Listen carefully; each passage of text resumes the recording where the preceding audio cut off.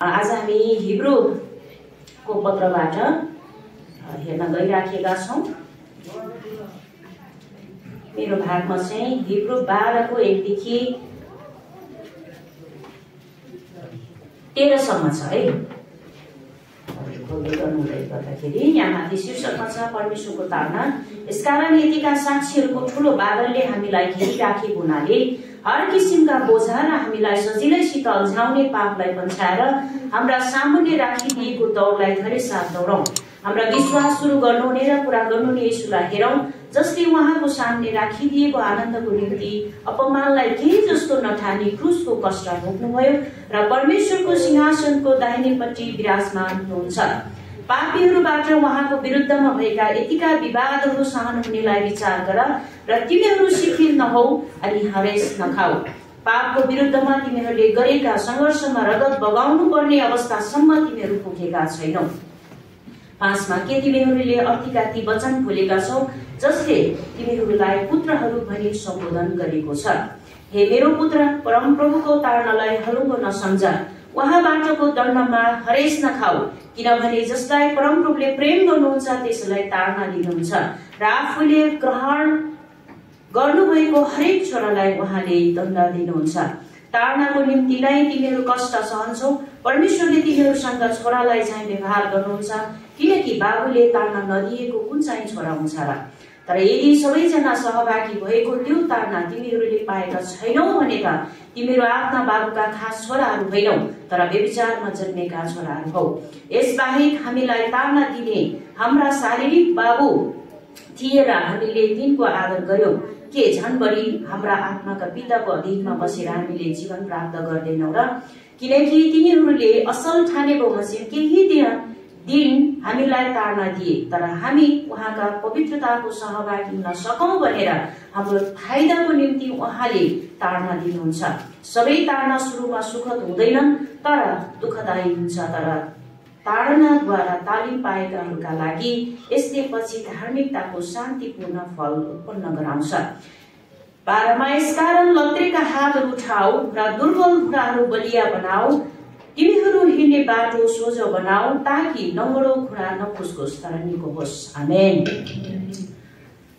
मैले यसबाट अध्ययन गर्दै गर्दाखेरि केही कुराहरू प्रभुले मलाई देखाउनु भएको, प्रकाश दिनुभएको केही कुराहरू म तपाईहरुको माझमा राख्न चाहन्छु। मैले चाहिँ यसलाई शीर्षक दिएको छु। शीर्षक दिनलाई अलिकति गाह्रो भयो मलाई। यहाँ धेरै कुराहरू समेटिएको छ। तपाईले एक अध्यायमा छुट्टै कुरा पाउनुहुन्छ, एक पदमा, त्यसपछि 2 देखि 4-5 तिर हेर्नुभयो भने छुट्टै कुरा पाउनुहुन्छ, त्यसपछि तपाईले 6 देखि तलतिर हेर्नुभयो भने छुट्टै पाउनुहुन्छ, त्यसपछि 12 देखि तल हेर्नुभयो भने छुट्टै कुराहरू पाउनुहुन्छ है। अनि मलाई अलिकति शीर्षकहरू समेट्नलाई अलिकति गाह्रो हुँदै थियो। त्यसैले मैले शीर्षक चाहिँ विश्वासमा लगनशील भई दौडनु र परमेश्वरको अनुशासनलाई तुच्छ नठान्नु भनेर अनि मैले चाहिँ शीर्षक बनाएर लिएर आएको छु। यो खण्ड जीवनीलाई पावलले लेखेका पत्रहरूलाई अध्ययन गराउँदै गर्दाखेरि अनि साँच्चै नै पावलले चाहिँ त्यहाँ तिमोथीको पत्रमा भन्छ, मैले चाहिँ दौड सिद्धाएको छु भन्ने कुरा गर्दछ। तपाईले दोस्रो तिमोथी 4 को 6 देखि 8 मा तपाईले हेर्नुभयो भने आफ्नो विश्वासको साक्षी चाहिँ पावलले त्यहाँ दिएको हामी देख्न सक्दछौँ है, देख्न पाउँदछौँ। पावलले चाहिँ यति धेरै संघर्ष, यति धेरै कष्ट, यति धेरै दुःख गरेको हामी देख्न सक्दछौँ। अनि पावल म विचार गर्दै थिएँ पढाउँदै गर्दाखेरि हामी सेवकाईमा छौँ भन्छौँ, तर एक छेउ पनि पावलको एक छेउ पनि सेवकाईको भाग चाहिँ मैले लिएको रहेछु भनेर मैले महसुस गर्दै थिएँ। अनि हिजो पनि अध्ययन गर्दै गर्दाखेरि यो हिब्रूको 12 अध्यायलाई पनि अध्ययन गर्दै गर्दाखेरि एक कुरा मैले महसुस गर्दै थिएँ। मैले सुरुमै मैले यो कुरा राखेँ। अनि यसमा उदाहरण रूपमा बनाएर ल्याउँदै गर्दा 1 देखि 4 पदसम्म तपाईले हेर्नुभयो भने विश्वासको दौडमा येशूलाई हेरेर दौडनु भनेर मैले उदाहरण बनाएर लिएर आएको छु। 1 देखि 4 अध्यायमा पदमा तपाईले हेर्नुभयो भने यहाँ चाहिँ के भनेको छ भन्दाखेरि 1 पदमा यसकारण यतिका साक्षीहरूको ठूलो बादलले हामीलाई घेरिराखेको हुनाले भनेर भनेको छ है। पहिलो तपाईले हरफ भन्छौँ हामी, पहिलो लाइनमा तपाईले हेर्नुभयो भने यसकारण यतिका साक्षीहरूको ठूलो बादल भनेको के होला? भनेर म विचार गर्दाखेरि तपाईहरुले पक्कै पनि 11 अध्यायमा तपाईले अध्ययन गरिसक्नु भएको छ। तपाईले 11 अध्यायमा हेर्नुभयो भने यति धेरै विश्वासका साक्षीहरु हामीलाई दिएका छन् है। तपाईले हेर्नुभयो भने कैनदेखि यता हाबिलदेखि यता थुप्रै व्यक्तिहरुको साक्षी हामीलाई दिएको छ। पुरानो करारमा तपाईले हेर्नुभयो भने अनि अब्राहमको कुरा, नोआको कुरा, त्यसपछि दाउदको कुरा हैन, अनि त्यसपछि मूसाको कुरा, अब्राहमको कुरा छ। अनि यति धेरै साक्षीहरु हामीसँग छन् के उनीहरु कसरी जिए, कसरी हिँडे भनेर। अनि उनीहरुको विश्वासको साक्षी चाहिँ हामीलाई यहाँ हिब्रूको पत्रले पनि हामीलाई दिएको देखाएको छ। अनि यसकारणले गर्दा यहाँ सुरुमै यो हिब्रू 12 अध्यायको सुरुमै यसकारण यतिका साक्षीहरुको ठूलो बादल भनेको को त? जति पनि पुरानो करारमा हामी हेर्दछौँ भने अब्राहमको कुरा मैले गरे, हनोकको कुरा, नोआको कुरा, यी व्यक्तिहरुको विश्वास उनीहरु परमेश्वर सँगसँगै हिँडेको कुराहरु हामी देख्दछौँ। अनि यतिका साक्षीहरु अनि हामीसँग यति धेरै साक्षीहरु छन्। नयाँ नियममा पनि आउँदछौँ भने अघि भर्खरै मैले भने पावलले भन्दछ आफ्नै विश्वासको साक्षीको उदाहरण पावलले दिँदछ हैन। पावलले भन्छ मैले कुनै उत्तम लडाई लडेको छु, मैले आफ्नो दौड सिद्धाएको छु भनेर पावलले भन्दछ। अनि पुरानो करारमा नयाँ करारमा यति धेरै विश्वासका साक्षीहरु दिएको कुरा अनि यहाँ गरेको हामी देख्न सक्दछौँ। हिब्रूको यो लेखक किन लेखे भन्ने कारण त तपाईले सुरुदेखि नै सुन्दै आउनु भएको छ हैन। त्यहाँको पृष्ठभूमिको बारेमा सुरुदेखि नै सुन्दै आएको छ। अनि यहाँको चाहिँ विशेष गरिकन यहाँको अवस्था, यो हिब्रूको पत्रको अवस्था हेर्दै गर्दाखेरि हिब्रू विश्वासीहरुमा त्यहाँ हेर्दछौँ भने उनीहरुमा आफ्नो विश्वासमा एक प्रकारले शंकामा उनीहरु जिइराखेको अवस्था छ हैन। परमेश्वरले दिनुभएको त्यो उद्धार मुक्तिको विषयमा चाहिँ उनीहरु शंकामा, डरमा जिइराखेको अवस्थामा चाहिँ यहाँ यो लेखकले भन्न खोजिराखेको छ कि यतिका साक्षीहरुको ठूलो बादलले हामीलाई घेरिराखेको अवस्थामा तिमीहरूले चाहिँ आफ्नो के गर न सबै अल्झाउने बोझाहरू, सबै अल्झाउने पापहरू पन्छाएर आफ्नो दौड चाहिँ सिध्याऊ भनेर यहाँ लेखकले ठूलो चुनौती दिइराखेको हामी देख्न सक्दछौँ। यो एक पदमा यति धेरै कहकिला कुराहरू यहाँ राखिएको छ। थोरै कुरा छ तर धेरै महत्त्वपूर्ण कुरा चाहिँ एक पदमा हामी देख्न सक्दछौँ। त्यसपछि तपाईले 2 देखि तल तपाईले हेर्नुभयो भने यहाँ के भन्दछ? येशू ख्रीष्टको उदाहरण दिएको छ। अरु व्यक्तिहरुको उदाहरण त छँदैछ हैन, र यहाँ चाहिँ मुख्य रूपमा हेर्नुपर्ने उदाहरण चाहिँ यहाँ चाहिँ कसलाई राखिएको छ त? येशू ख्रीष्टलाई राखिएको छ। अनि यहाँ 2 पददेखि तपाईले हेर्नुभयो भने येशूलाई हेरौं भन्ने कुरा गरेको छ है।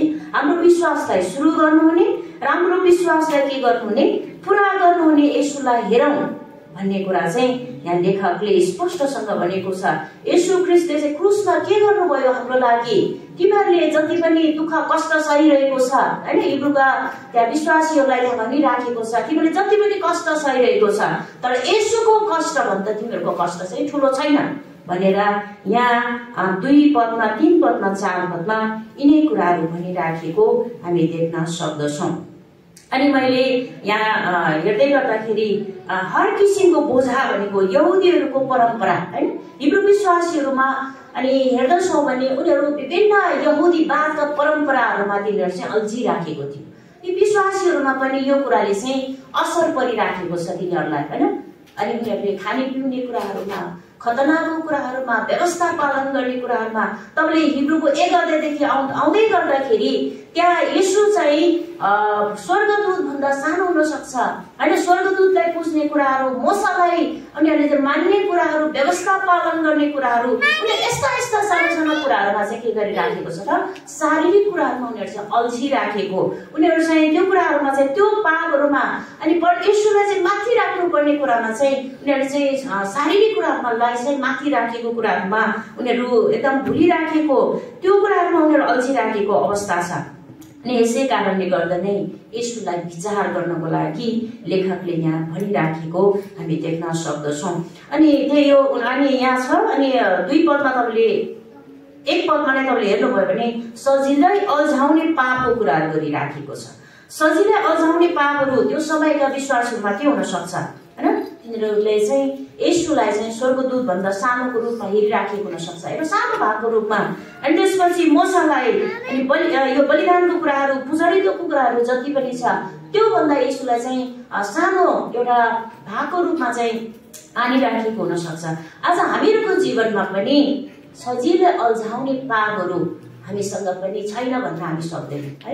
हाम्रो जीवनमा पनि यति धेरै पापहरू छन् हैन, हाम्रै हातैमा छन्। मैले धेरैचोटि भन्ने गर्छु, हाम्रा हत्केलामै छन्। हामीलाई सजिलैसँग पापमा अल्झाउने, पापमा फसाउने, हामीलाई पनि सजिलैसँग पापमा डोर्याउने धेरै कुराहरू हाम्रो हातहरूमा पनि छन्। त्यो समयका विश्वासीहरूको जीवनमा पनि थियो है। आज हामीलाई सजिलैसँग अल्झाउने पापहरू के हुन सक्छ? हामीले हेर्ने कुराहरू हुन सक्छ, बोल्ने कुराहरू हुन सक्छ हैन, हामीले सोच्ने कुराहरू हुन सक्छ, धेरै कुराहरू हाम्रो हातमा छ। यसकारणले गर्दा यहाँ हिब्रूको पत्रमा हामी हेर्दछौँ भने 1 देखि 4 पदसम्म, 12 को 4 पदसम्म हामी हेर्दछौँ भने अनि येशू ख्रीष्टलाई विचार गरेर जिउनु पर्ने, येशू ख्रीष्टलाई विचार गर्नुपर्ने। हाम्रो दुःख कष्टहरू आउँदै गर्दाखेरि हैन हामीले ठुलो सम्झिन्छौँ, तर त्यो होइन, येशू ख्रीष्टको जस्तै त्यो कष्ट हामीले भोग्नु परेको छैन। र सानो सानो कष्टमा हामी अल्झिने होइन, सानो सानो कष्टमा चाहिँ हामी भुल्ने होइन कि हामी चाहिँ ती सबै कष्टहरूबाट, ती सबै परीक्षाहरूबाट उम्केर येशूलाई हेरेर आफ्नो जीवन चाहिँ पवित्रतामा जिउनु पर्ने, विश्वासको दौडमा चाहिँ सधैँ लागिराख्नु पर्ने, लगनशील भएर लागिराख्नु पर्ने कुरा चाहिँ यहाँ लेखकले त्यति नै चुनौती यहाँ हिब्रूका श्रोताहरूलाई थियो भने आज हामीलाई पनि त्यही चुनौती आज हामीलाई पनि छ है। अनि मैले हेर्दै गर्दाखेरि आज हाम्रो लागि चाहिँ के छ त, के कहिले हामीले हाम्रो विश्वासको बारेमा, विश्वासको हिँडालाई हामीले विचार गरेका छौँ? मैले कसरी विश्वास गरेर मेरो जीवनलाई कसरी ढोराइराखेको छु, यसोमा मैले आफ्नो जीवन चाहिँ कसरी जिइराखेको छु भनेर कहिले हामीले विचार गरेका छौँ? पर्खेर होइन, धेरैचोटि हामी विचार गर्दैनौँ, धेरैचोटि हाम्रो समस्या होइन, धेरैचोटि हाम्रो कुराहरूलाई हामी माथि राखेर, हाम्रो योजनाहरूलाई माथि राखेर, हाम्रो विचारहरूलाई माथि राखेर हामी के गर्छौँ? यसोलाई चाहिँ पछाडि राखेर हामी चाहिँ दौडिराखेका हुन्छौँ। अनि भन्छौँ मेरो जीवनमा परीक्षा आयो हैन, मेरो जीवनमा समस्या आयो, म चाहिँ यस्तो भएँ उस्तो भएँ हामी भन्छौँ। तर येशू ख्रीष्टको जस्तो परीक्षा, त्यो मृत्युसम्म पुग्ने परीक्षा, त्यो क्रुससम्म जाने परीक्षा आज हामीलाई आएको छैन। कुनै पनि शारीरिक कुरामा होस्, आत्मिक कुरामा होस्, तर परमेश्वरले हामीलाई त्यो महान प्रेम हामीलाई गर्नुभएको छ। येशू ख्रीष्टले त्यो महान प्रेम हामीलाई गर्नुभएको छ। यसकारणले गर्दा येशूलाई हिँडेर हाम्रो, येशूलाई हेरेर हाम्रो विश्वासको दौडमा हिँडिराख्नु, जिइराख्नु चाहिँ अति नै आवश्यक छ। यो 1 देखि 4 ले हामीलाई यही नै कुराहरू सिकाइराखेको म पाउँदछु है। अनि त्यसपछि हामी अर्को चाहिँ 5 पददेखि 11 पदसम्म हामी हेर्दछौँ भने परमेश्वरको अनुशासनले पवित्रता वा धार्मिकतामा डोर्याउँछ भनेर मैले यो उदाहरणगत रूपमा राखेको छु। परमेश्वरको अनुशासनले पवित्रता वा धार्मिकतामा डोर्याउँछ। कसरी भन्दाखेरि यहाँ चाहिँ यहाँ लामो कुरा गरेको छ। 5 देखि 11 पदसम्म तपाईँले हेर्नुभयो भने बुवा र छोराको एउटा उदाहरण दिएको छ। बुवाले चाहिँ आफ्नो छोरालाई कसरी ताड्न दिन्छ भन्ने कुराहरू यहाँ तपाईँले हेर्नुभयो भने स्पष्टसँग त्यहाँ लेखिएको छ। यहाँ 7 पदमा ताड्नको निम्ति नै तिमीहरू कष्ट सहन्छौ, परमेश्वरले तिमीहरूसँग छोरालाई झैं व्यवहार गर्नुहुन्छ, किनकि बाबुले ताड्न नदिएको कुन चाहिँ छोरा हुन्छ र। अनि म विचार गर्दै थिएँ यो खण्ड अध्ययन गर्दै गर्दाखेरि, यदि मेरो 2 जना छोराहरू छन् अनि भाइको छोरा सहित 3 जना छन् अहिले मसँग, अनि उनीहरूको जीवनमा हामी बिहान उठेदेखि बेलुकासम्म उनीहरूलाई केही न केही कुरा चाहिँ सन्देश दिइराखेका हुन्छौँ, केही न केही कुरामा उनीहरूलाई चाहिँ ताड्न दिइराखेका हुन्छौँ, केही न केही कुरामा उनीहरूलाई हप्काइराखेका हुन्छौँ, केही न केही कुरामा उनीहरूलाई कराइराखेका हुन्छौँ। अनि त्यो भनेको चाहिँ के हो त, माया नगरेर होइन त होइन र। उनीहरू बिग्रेला, उनीहरू भत्केला, उनीहरू चाहिँ ठिक बाटोमा नहिँड्ला भनेर हामी धेरैचोटि उनीहरूलाई कराइराखेका हुन्छौँ। उनीहरूले राम्रो गर्दा गर्दा यो होइन यो यसरी है भनेर उनीहरूलाई सम्झाइराखेका हुन्छौँ। अनि मैले त्यो विचार गर्दै थिएँ। अनि परमेश्वरले पनि मानिस जातिलाई त्यही गर्नुहुन्छ। परमेश्वरले पनि मानिस जातिलाई प्रेम गर्नुभएकै कारणले गर्दा, माया गर्नुभएकै कारणले गर्दा हामीलाई ताड्न दिनुहुन्छ भन्ने कुरा यहाँ तपाईँले 5 पददेखि 11 पदसम्म हेर्नुभयो भने त्यही कुरा गरेको छ। अनि हिब्रूको पत्रमा विशेष गरिकन विश्वासीहरूलाई परमेश्वरको अनुशासनमा नहिँडेको कारणले गर्दा, परमेश्वरले राखिदिनु भएको त्यो आज्ञामा नहिँडेको कारणले गर्दा उनीहरूको जीवनमा पनि ताडनाहरू अनि परमेश्वरबाट आउन सक्छ है भनेर एउटा चुनौती, चेतावनी त्यहाँ दिइराखिएको हामी त्यहाँ देख्न सक्दछौँ। तपाईँले मैले अघि भर्खरै पढेँ 7 पदमा, तपाईँले पुरै त्यहाँ 11 पदसम्मै पढ्नुभयो भने ताडनाको कुराहरू गरेको छ। ताड्नाले चाहिँ के गर्छ त? ठिक बाटोमा डोर्याउँछ। ताड्नाले चाहिँ के गर्छ त? ताड्नाले चाहिँ भत्किएको जीवनलाई सपार्ने, बिग्रेको कुरालाई सपार्ने काम गर्छ हैन। ताड्नाले चाहिँ के गर्छ त? ताड्नाले चाहिँ बुवाले जो छोरालाई ताड्ना दिन्छ अनि उसलाई चाहिँ सुधार गर्नको लागि हो, उसलाई चाहिँ ठिक बाटोमा डोर्याउनको लागि हो। अनि यहाँ पनि हामी त्यही कुरा गर्दछ कि परमेश्वरले हाम्रो जीवनमा पनि ताडनाहरू दिनुहुन्छ के गर्नको लागि त? सुधार गर्नको लागि, हाम्रो जीवन पवित्रतामा डोर्याउनको लागि, हामी चाहिँ धार्मिकताको जीवनमा जिउनको लागि चाहिँ परमेश्वरले हामीलाई पनि के गर्नुहुन्छ? ताडना दिनुहुन्छ अथवा अनुशासन गराउनुहुन्छ भन्ने कुरा चाहिँ हामी यहाँ देख्न सक्दछौँ। अनि 6 पदमा तपाईँले हेर्नुभयो भने जसलाई प्रेम गर्नुहुन्छ परमेश्वरले के गर्नुहुन्छ त? ताडना दिनुहुन्छ।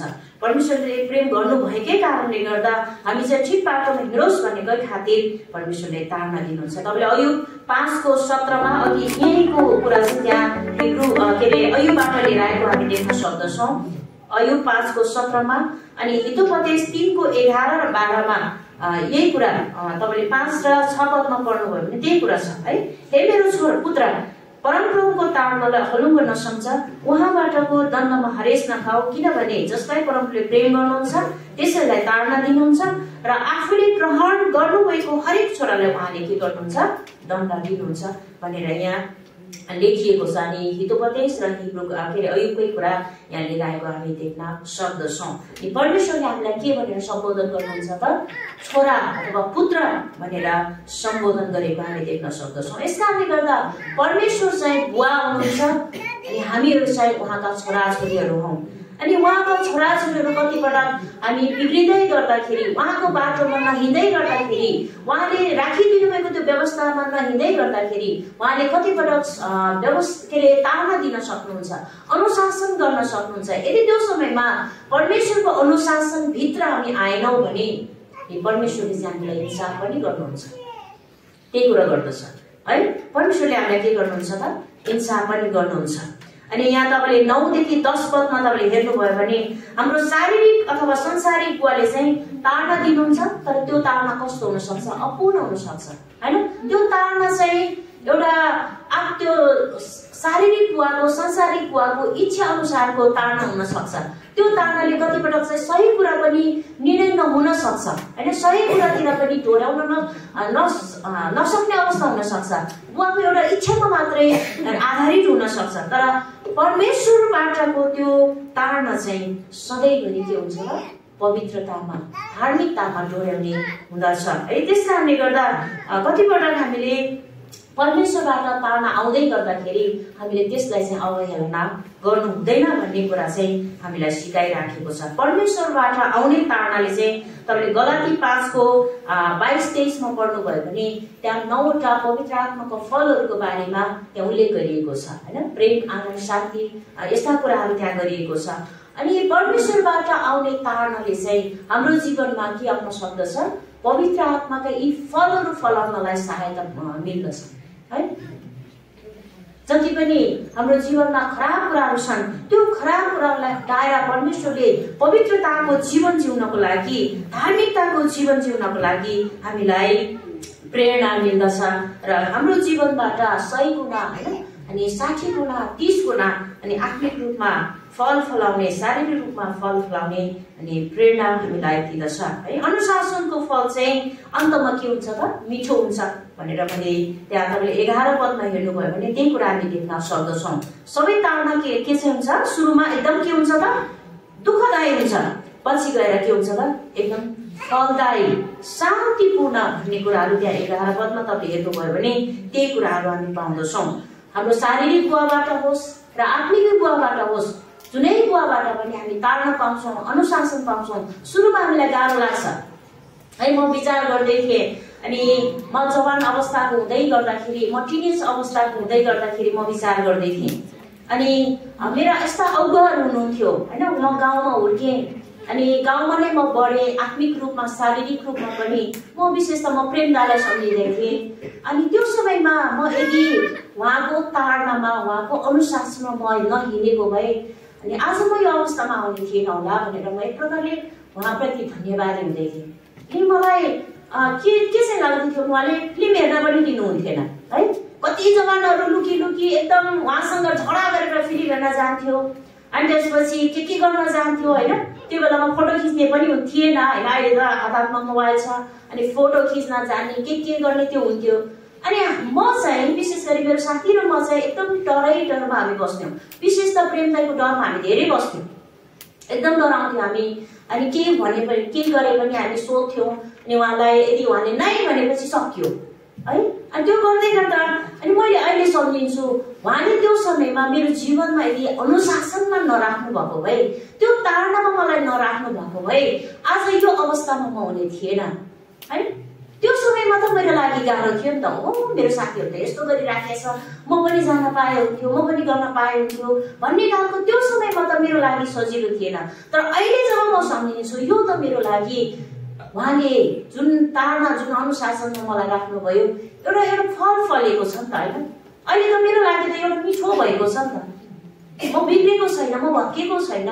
प्रभुले मलाई ठिक बाटोमा डोर्याउनको लागि त्यस्ता व्यक्तिहरू राखिदिनु भएको रहेछ भनेर म अहिले विचार गर्छु। अनि परमेश्वरलाई धन्यवाद दिन्छु। अनि धेरैचोटि म उहाँलाई पनि भेट्ने क्रममा भन्ने गर्छु, तपाईँले मलाई यस्तो गर्नुभयो, धन्यवाद भन्ने त्यो मौका प्रभुले मलाई दिनुभएको छ। आज तपाईँहरूको जीवनमा पनि होइन, हाम्रो टिनेज भाइ बहिनीहरू हुनुहुन्छ, अनि जवानहरू हुनुहुन्छ, अनि त्यसपछि हाम्रो कति उमेर पाका भएका व्यक्तिहरू पनि छौँ। कसैले तपाईँलाई सिकाउँदै गर्दाखेरि, कसैले तपाईँलाई सम्झाउँदै गर्दाखेरि, कसैले तपाईँलाई अनुशासनमा राख्दै गर्दाखेरि तपाईँले यदि इन्कार गर्नुहुन्छ भने त्यो चाहिँ पछि गएर तपाईँले नमिठो फल तपाईँले भोग्नुहुनेछ। यदि तपाईँले त्यसलाई स्वीकार गर्नुभयो भने भोलि तपाईँले त्यसलाई मिठो फल तपाईँले प्राप्त गर्नुहुनेछ। आमेन। यसकारणले गर्दा ताड्नलाई कहिले पनि अवहेलना नगर्नुहोस्, अनुशासनलाई कहिले पनि तपाईँले इन्कार नगर्नुहोस्। तपाईँको बुवाबाट हुन सक्छ, तपाईँको आमाबाट हुन सक्छ, तपाईँको जवान लिडरबाट हुन सक्छ, तपाईँको पास्टर अगुवाहरूबाट हुन सक्छ, तपाईँको दिदीबहिनीहरूबाट हुन सक्छ। जो कोहीबाट पनि तपाईँलाई ताड्न आउँदै गर्दाखेरि, आज मलाई पनि हो, म सिद्ध भइसकेँ भनेर मैले भनेको छैन। अझै पनि म धेरै कुराहरूमा मैले विचार गर्नुपर्ने हुन्छ। अनि मेरो श्रीमानले मलाई सिकाउँदै गर्दाखेरि होइन भनेर जब मैले इन्कार गर्छु भने म गलत बाटोमा हुन्छु, अनि जब मैले उहाँको कुरा स्वीकार गर्छु भने म सही बाटोमा हुन्छु। हो, यसरी नै जब तपाईँको जीवनमा कसैले तपाईँलाई ताड्ना दिँदै हुनुहुन्छ भने यो प्रभुबाट मेरो लागि असल बाटोको लागि हो, असल जीवनको लागि हो, पवित्रताको लागि हो, धार्मिकताको लागि हो भनेर जब तपाईँले विचार गर्नुहुन्छ, तपाईँको जीवनमा परमेश्वरले ठुलो फल फलाउन जाँदै हुनुहुन्छ। आमेन। यसकारणले गर्दा यो कुराहरूलाई हामीले इन्कार नगरौँ, हामीले अवहेलना नगरौँ। यो कुराहरूलाई हामी विचार गरेर आफ्नो जीवनलाई अनि परमेश्वरको पवित्रतामा, परमेश्वरको अनुशासनमा, परमेश्वरको धार्मिकतामा आफ्नो जीवनलाई जिउने, त्यो अनुसार हिँड्ने कोसिस हामी गरौँ। अनि त्यसपछि मैले 12 र 13 पदलाई यहाँ बुदामा ल्याउँदै गर्दा विश्वासमा बलियो भई हिँड्नु र अरूलाई पनि के गर्नु, उठाउनु भनेर लिएर आएको छु। यहाँ चाहिँ के भनेको छ, लत्रेको हातको कुरा गरेको छ, दुर्बल घुँडाको कुरा गरेको छ, अनि त्यसपछि लङ्गडो घुँडाको कुरा गरेको छ, अनि हिँड्ने बाटो सोझो बनाऊ भन्ने कुराहरू गरेको छ। अनि यो कुराहरूको हेर्दै गर्दाखेरि त्यो समयको विश्वासीहरूमा लत्रेको हातहरू के थियो होला, दुर्बल घुँडाहरू के थियो होला, लङ्गडो घुँडाहरू के थियो होला, अनि उनीहरूको हिँड्ने बाटो चाहिँ बाङ्गोटेडो के थियो होला भनेर विचार गर्दै गर्दाखेरि उनीहरूमा त्यही हो होइन। परमेश्वरलाई, येशू ख्रीष्टलाई चाहिँ मसालाई भन्दा सानो सम्झिने, मसालाई भन्दा सानो सम्झिने, मसा भन्दा पनि हैन बलिदान भन्दा पनि येशू ख्रीष्टलाई चाहिँ सानो तुच्छको रूपमा हेरिराखेको, एउटा स्वर्ग लाने एउटा सानो भागको रूपमा मात्रै हेरिराखेको। अनि त्यसपछि उनीहरूको जीवनमा चाहिँ विभिन्न परम्पराले उनीहरूलाई सताइराखेको। अनि यसै कारणले गर्दा उनीहरूको जीवन चाहिँ आत्मिक रूपमा वृद्धि हुन नसकेको र अरूलाई पनि वृद्धि गराउन नसकेको अवस्थाहरू मैले विचार गर्दै थिएँ। आज हामीहरूको जीवनमा पनि यो कुरा हुन सक्छ है। हामीहरूको जीवनमा पनि यस्तै कमजोर कुराहरू, हामीहरू पनि दुर्बल कुराहरू हामीहरूलाई पनि पार्ने धेरै कुराहरू अनि हुन सक्छ है। यस कारणले गर्दा आज हाम्रो विश्वासका हातहरू हामीले लत्राइराखेका छौँ कि हैन, हाम्रो विश्वासका घुँडाहरू कस्तो हामीले कमजोर बनाइराखेका छौँ कि, हाम्रो विश्वासका ती बाटोहरू हामीले बाङ्गो टेढो बनाइराखेका छौँ कि अथवा कस्तो बनाइराखेका छौँ। यी कुराहरूमा चाहिँ हामीले विचार गर्नुपर्ने। अझ त्यो समयका विश्वासीहरूलाई लेखकले कडै रूपमा अनि सम्झाइराखेको हामी देख्न सक्दछौँ कि लत्रेका हातहरू उठाऊ, दुर्बल घुँडाहरू बलियो बनाऊ, तिमीहरू हिँड्ने बाटोहरू सोझो बनाऊ, ताकि लङ्गडो घुँडा नपुछोस् तर निको होस् भन्ने कुराहरू यहाँ गरिएको छ। आफू निको भएर अरूलाई पनि निको पार्नुपर्ने, अरूलाई आफू बलियो भएर अरूलाई पनि बलियो पार्नुपर्ने कुराहरू यहाँ गरिराखेको हामी देख्न सक्दछौँ। हामी आफै बलियो भएर अरूलाई बलियो पार्नु कति महत्त्वपूर्ण कुरा छ है। आज यस्ता विश्वासहरू हामी पाउँछौँ अनि हामी ट्रेनिङ चलाएको कारणले गर्दा यस्ता विद्यार्थीहरू पनि आउँछन् जो विद्यार्थीलाई चाहिँ सुरुको हप्तादेखि अन्तिम जाने हप्तासम्म जाने दिनसम्म ल है बलियो हुनुपर्छ है, ल है तपाईँ त यस्तो हुनुपर्छ है, ल है तपाईँ त यो यस्तो हुनुपर्छ है, ल है प्रार्थना गर्नुपर्छ है, ल है वचन पढ्नुपर्छ है भनेर भनिराख्नुपर्छ कि एउटै कुरा भनिराख्नुपर्ने हुन्छ। कतिपय हाम्रो जीवन हामी मण्डलीमा विश्वास गरिराखेका, मण्डलीमा आइराखेका, संगति गरिराखेका, हामी कति 10 वर्ष भयो, 20 वर्ष भयो होला, 30 वर्ष भयो होला, हामीलाई पनि यस्ता भनिराख्नुपर्ने अवस्थाहरू आउन सक्छ। हाम्रो विश्वासका हातहरू लत्रिराखेको हुन सक्छ, विश्वासका घुँडाहरू चाहिँ दुर्बल भइराखेको हुन सक्छ। यस कारणले गर्दा यहाँ लेखकले भन्दैछ कि बलियो हुने र अरूलाई पनि बलियो पार्ने, यो चाहिँ महत्त्वपूर्ण कुरा छ। धेरैचोटि हामी अरूबाट मात्रै उत्साह हामी चाहना गर्छौँ अनि आफै त हामी उत्साह पाएर अरूलाई उत्साह दिन हामी सकिराखेका हुँदैनौँ। यहाँ लेखकले यही कुरा सिकाउँदैछ कि आफू पनि बलियो हुने र अरूलाई पनि विश्वासमा बलियो गराउनको लागि यहाँ लेखकले सिकाइराखेको हामी देख्न सक्दछौँ। अन्तमा हाम्रो विश्वासहरूमा बलियो भई लगनशील भएर लागिराख्नको लागि यहाँ यो 1:12 अध्यायले हामीलाई सिकाइराखेको छ। परमेश्वरले जुन कुरा हामीलाई दिनुभएको त्यो अनुशासन, परमेश्वरले जुन कुराहरू हामीलाई दिनुहुन्छ, जुन अनुशासनको कुरा, जति पनि कुराहरू हाम्रो लागि दिनुहुन्छ नि त्यो कुराहरूलाई अवहेलना नगरिकन दौडमा, विश्वासको दौडमा लागिराख्नको लागि हामीलाई सिकाइराखेको छ। पावलले मैले अघि सुरुमै मैले भने 2 कोरिन्थी 4 अध्यायमा मैले सुरुमै भने कि पावलले जसरी आफ्नो विश्वासको साक्षी दिएको छ, मैले आफ्नो विश्वासलाई सिद्धाएको छु, मैले दौडलाई पुरा गरेको छु भनेर जसरी पावलले भनेको छ, आज हामीले पनि आफ्नो बारेमा यो साक्षी दिन सक्ने, यो गवाही दिन सक्ने व्यक्तिहरू हामीहरू पनि बन्नुपर्ने हुन्छ हैन। मैले अघि नै उदाहरणमा भनिसकेँ हैन। एउटा विद्यार्थी आउँछ, उसलाई सुरुको हप्ताको सुरुको दिनदेखि अन्तिम जाने बाई गर्ने दिनसम्म उसलाई चाहिँ तपाईँले यो गर्नु है, प्रार्थना गर्नु है, यसरी जिउनु है भनेर भनिराख्नुपर्छ। त्यो जीवन चाहिँ हामी नजिउँ। परमेश्वरले हामीलाई त्यसको लागि बोलाउनु भएको होइन। परमेश्वर चाहिँ हामी आफै पनि बलियो हुने र अरूलाई पनि बलियो हुनको लागि हामीलाई बोलाव दिनुभएको छ। हाम्रो विश्वासमा, हाम्रो हरेक आत्मिक क्षेत्रमा, आत्मिक जीवनमा, हरेक क्षेत्रमा, शारीरिक कुरामा पनि होला, हरेक कुरामा बलियो हुनको लागि र अरूलाई पनि बलियो गराउनको लागि परमेश्वरले हामीलाई बोलाव दिनुभएको छ। सहयोग गर्ने कुरामा होस् हैन, अरूको लागि प्रार्थना गर्नुपर्ने कुरामा होस्, उत्साह दिनुपर्ने कुरामा होस्, हरेक कुरामा अरूलाई उत्साह दिनको लागि, आफै पनि त्यो अनुसारको जीवन जिउनको लागि परमेश्वरले हामीलाई बोलाव दिनुभएको कुरा हामीलाई यो हिब्रूको 12 अध्यायले हामीलाई सिकाउँदछ। आज म तपाईँलाई यही उत्साह दिन चाहन्छु। मेरो लागि पनि त्यही उत्साह उति नै महत्त्वपूर्ण छ। विश्वासमा हामी निरन्तर लागिरहौँ र परमेश्वरको अनुशासनमा हामी सदैव उहाँको अनुशासनलाई अपनाएर अनि हाम्रो पवित्रतामा अनि धार्मिकतामा हामी जिउने कोसिस गरौँ। विश्वासको दौडमा हाम्रो विश्वासको दौडमा यसोलाई हेरेर हामी जिराखौँ, हिँडिराखौँ। परमेश्वरको अनुशासनले हामीलाई जसरी धार्मिकतामा डोर्याउँछ, पवित्रतामा डोर्याउँछ, त्यो कुरालाई हामी इन्कार नगरौँ र विश्वासमा सधैँभरि हामी बलियो भएर लागिरहौँ।